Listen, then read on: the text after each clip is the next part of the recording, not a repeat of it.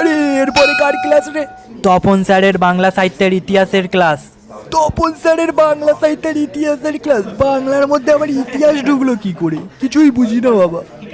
এই silent silent, সবাই চুপচাপ বসো। আজকে পড়াবো চৈতন্য পদাবলী। আমাদের দেশে একটি অতি প্রচলিত অভিমত এই যে মহাপ্রভু চৈতন্যদেবের আবির্ভাব। এ ভাই, কিছু বুঝতে পারছিস? দূর, কিছুই বুঝতে পারছি না কি পড়াচ্ছে।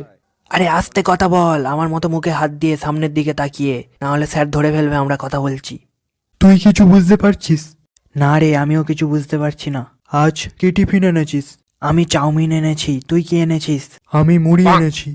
ঠিক আছে, আগে চাউমিনটা খেয়ে নেবো, তারপরে মুড়ি খাবো। কাল স্কুলে আসবি? ঠিক নেই, নাও আসতে পারি। তুই না এলে তাহলে আমিও আসবো না। আজ বিকেলে মাঠে খেলতে যাবি? হ্যাঁ যাব। দূর, ভালো লাগছে না ক্লাস করতে। আজ টিফিনে বাড়ি চলে যাবি? হ্যাঁ গেলেও হয়। তাহলে লুকিয়ে দুজনে টিফিনে বাড়ি চলে যাব।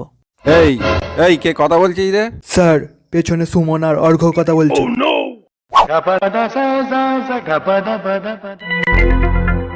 এই তোরা কথা বলছিস? যা ক্লাসে বাইরে যা, মুরগি হয়ে দাঁড়া।